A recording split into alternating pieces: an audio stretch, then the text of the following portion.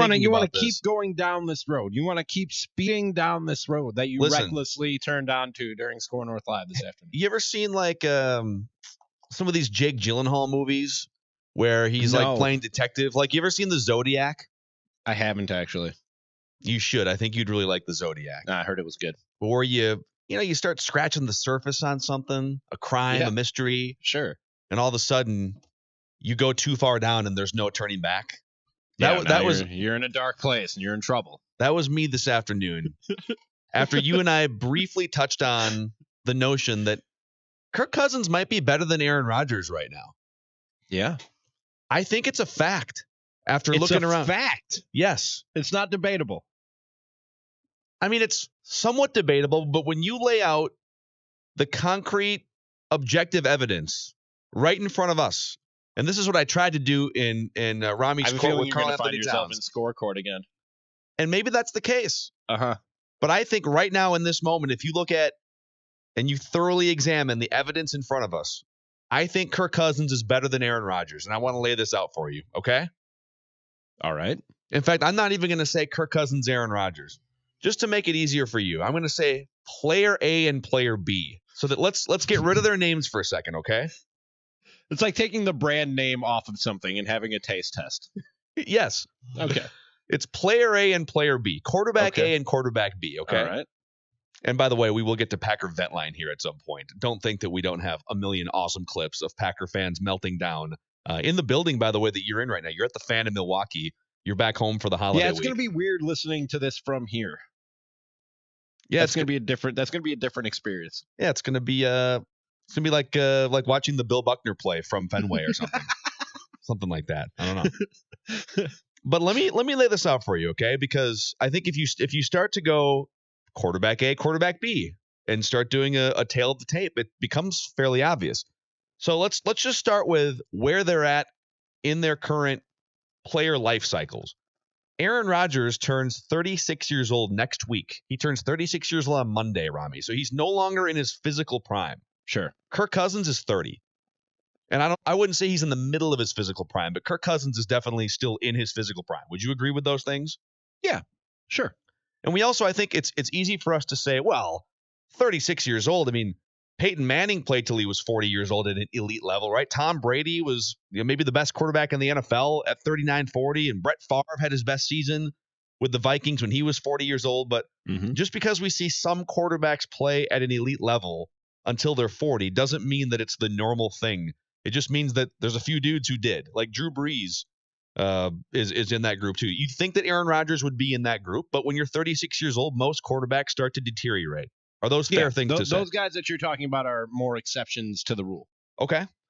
And Aaron, you would think that Aaron Rodgers, having belonged to that group for the first 10 or 12 years of his career, that he would also be in the group that would play Hall of Fame caliber football when he's 40, but it doesn't guarantee it. I questioned that when I was working here in Milwaukee because of his style of play. I mean, he's a guy who, they talked about it last night on the broadcast, Phil. He hangs on to the ball for longer than 3 seconds, more than just about anybody in this league, and he puts himself in harm's way pretty often, just waiting for the bigger, better play to open up instead of checking down and trying to squeeze something into a tight window that like Brett Favre used to do, which sometimes would turn out great, sometimes wouldn't turn out so great. But he's taken plenty of punishment over the course of his NFL career since he became the starter for the Packers. Yeah, and so I mean, maybe so his 36 might be 38, but I think if we just start with that.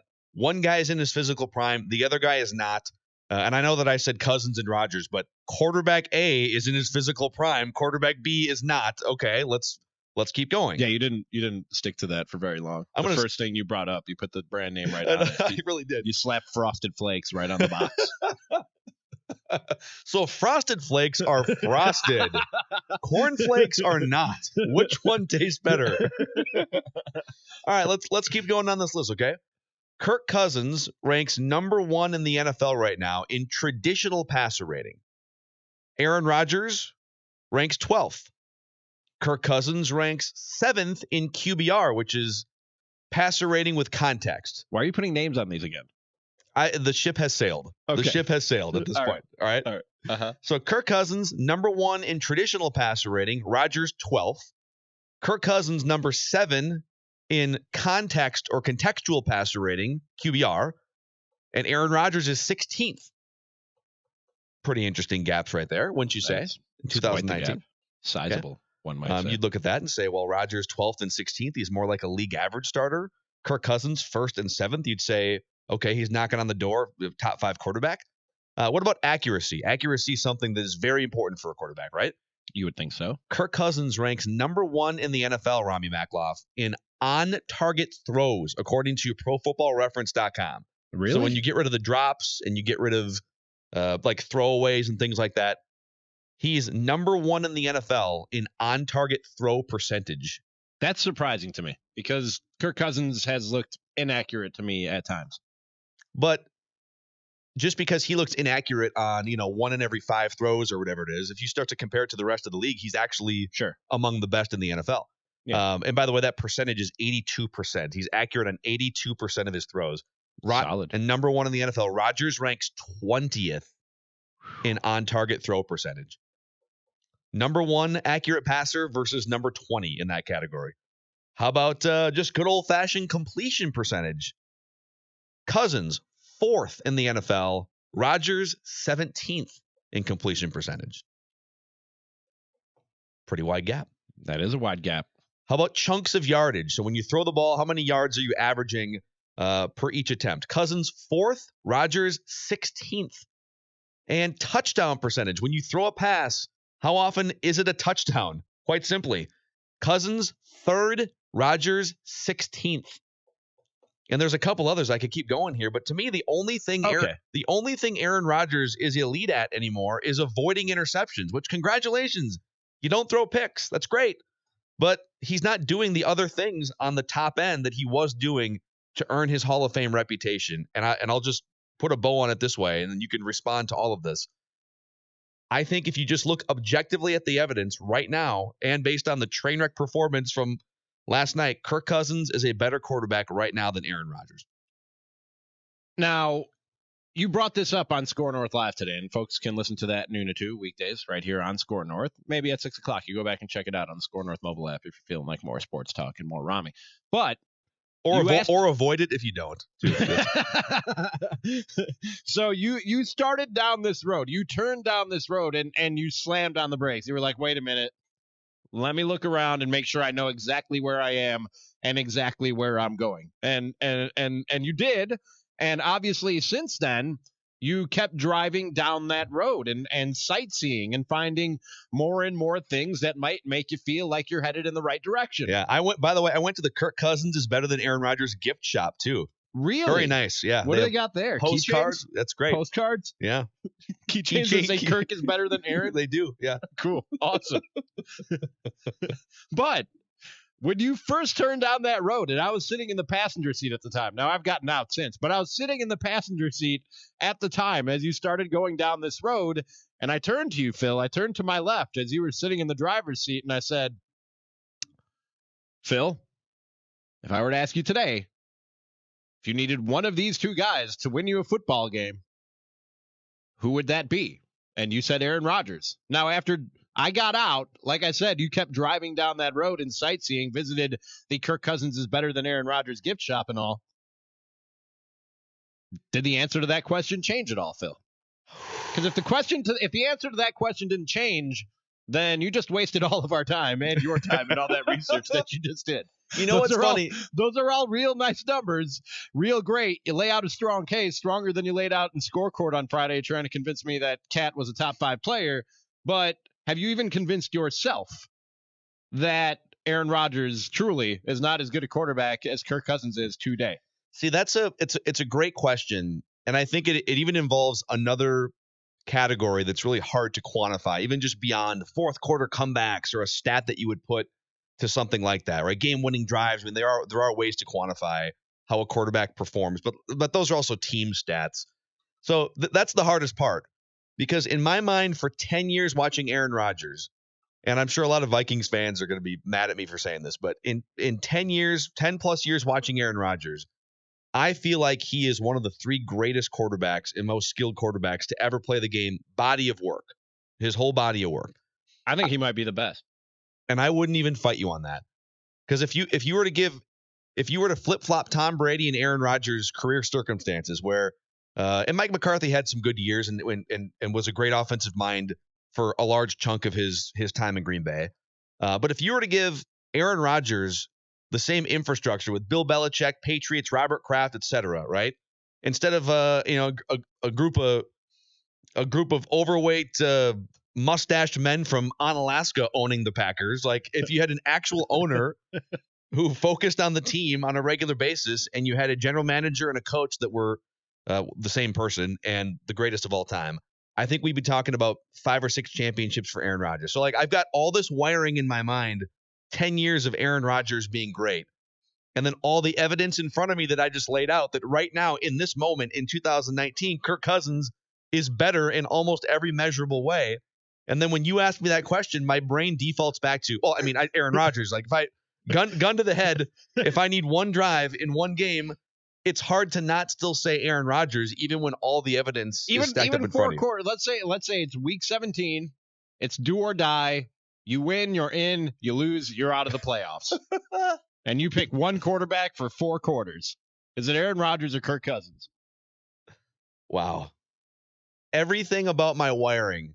By the way, I had this same exact debate with people when I was working in Milwaukee and the Packers were playing the Redskins in a playoff game, and Kirk Cousins was on a ridiculous hot streak, and Aaron Rodgers was on a cold streak, and people around here were literally going, I think I'd rather have Kirk Cousins. And I laughed at them. I laughed right in their face. But 3 years ago, I think it's a different discussion. Sure, we're absolutely. talking. Rodgers is still in his physical prime.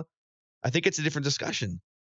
Oh, I mean, this is by the way. I'm not saying this is the same discussion I had 3 years ago in terms of all the intangibles and the variables that have changed since then. And I'm not saying you're as crazy as the people who were saying it 3 years ago. But again, if your answer to the question that I'm asking you is Aaron Rodgers, then you just took a long detour into Kirk Cousins is better than Aaron Rodgersville for nothing. It was just a sightseeing detour. Ask me the question again. How'd you lay it out so I get 4 quarters now? Week 17. Okay. You need a win to get in the playoffs or lose and go home. And you can have Aaron Rodgers under center. Everything else is the same. Offensive line is the same. Receivers are the same. Coaches are the same. Everything's the same. You can have Aaron Rodgers or you can have Kirk Cousins. Give me Kirk. Really? Give me Kirk right now. Really? Give me Kirk. Really? You like that? You like that?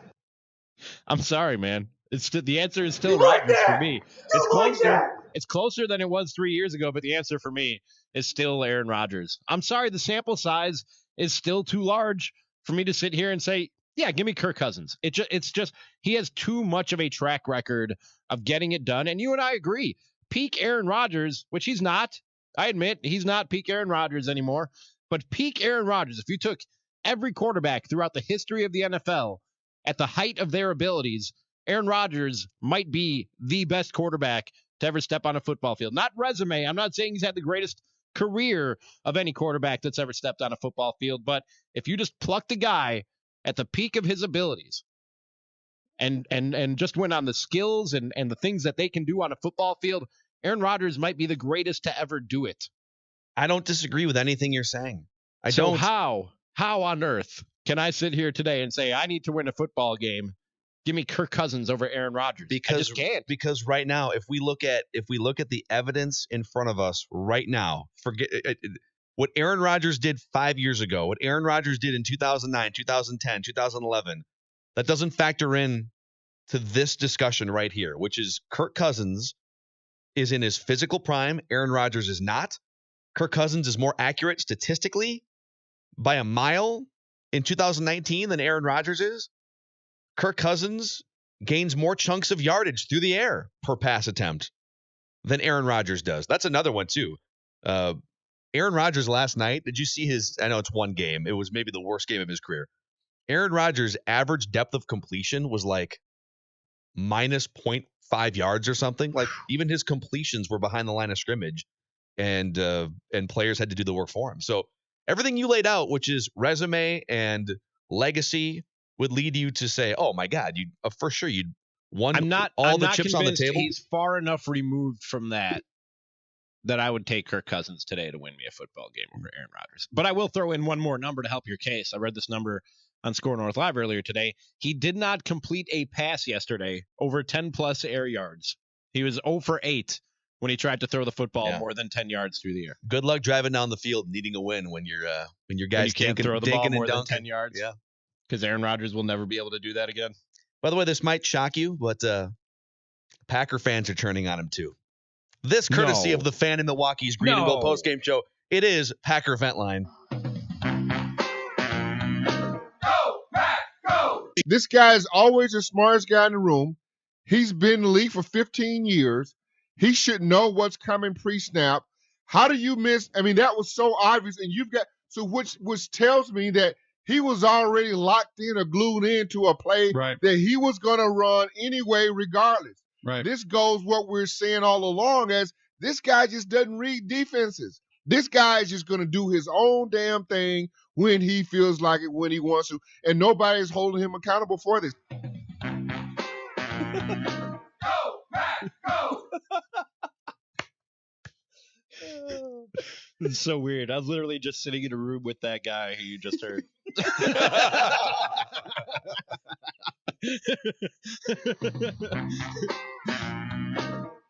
Pack, go! I'm not sitting here blaming Aaron Rodgers specifically, but I'm saying that there were times tonight where, again, they're looking downfield for Devontae and we've seen when other guys are open. Saw it.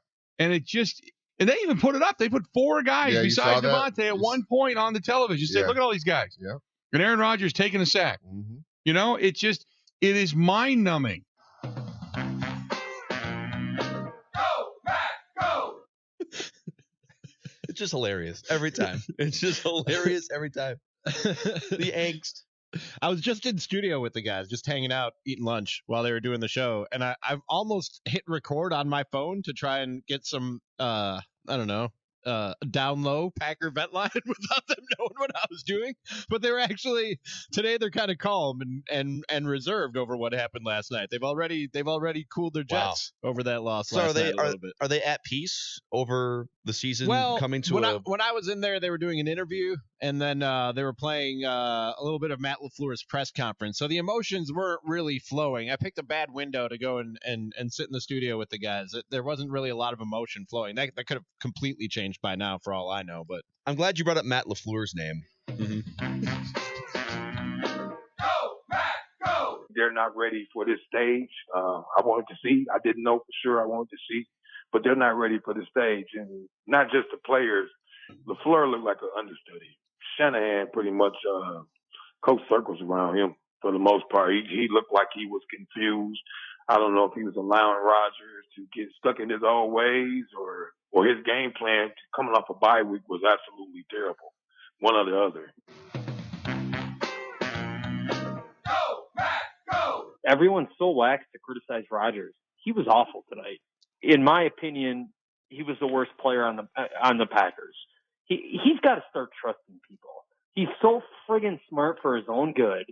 He can't trust people. He's got happy feet. I think you're seeing a quarterback severely on the decline. His numbers this year are average at best compared to the rest of the league. Sure, he did turn the ball over today. I mean, granted, yes, it's hard to say that he lost the game, and that's probably a ridiculous statement, but he was awful tonight. Go, Pack, go! Can't disagree with that last caller there on Packer. No, that was literally as bad as I've seen Aaron Rodgers look last night. That might have been the worst performance I've seen from Aaron Rodgers, and the numbers back it up. Yeah, that was brutal. 3 yards per attempt last night for Aaron Rodgers. Absolutely brutal. Honestly, if you're a Vikings fan, bye week, kick the feet up, watch some Red Zone channel, maybe even just hang out with the family for the first time in like 2.5 months because the Vikings aren't playing. You have to feel really, really good about where the Vikings stand in the NFC and in the NFC North right now, especially compared to where things were at after that Chicago game. When you're sitting 2-2 and the sky is falling and Stephon Diggs has left the team for 2 days and Kirk Cousins is apologizing through the media to Adam Thielen, to say that the Vikings were going to rattle off 6 out of 7 wins, Aaron Rodgers is going to look like that twice in 3 weeks because he looked like that again against the Chargers a couple weeks ago. and the Bears and the Lions would have fallen completely out of the race. This is a good week to be a Vikings fan, with the biggest game of the season, Ramie, on the horizon on Monday night, too, 1 week from tonight. But that being said, and I'm not here to rain on your parade, Phil Mackey, and Lord knows I take great joy in Packers' misery. That also tells you how quick things can turn, because it was just week 4 when the Packers were looking like world beaters. Everybody thought that defense is for real. Aaron Rodgers is heating up, and the Vikings just lost to the Bears. Kirk Cousins looked like a high school football player out there, and our season is over. That tells you how quick things can turn around, and there's still 5 weeks left in the NFL season for things to turn back around the other way. So I wouldn't quite count Aaron Rodgers and the Packers out just yet. Now, the Bears and the Lions, you can go ahead and count them out of the division race all you want, because that would be an accurate assessment if you counted them out of the division race. But I don't think it's fair or safe to count out the Green Bay Packers because of what we saw last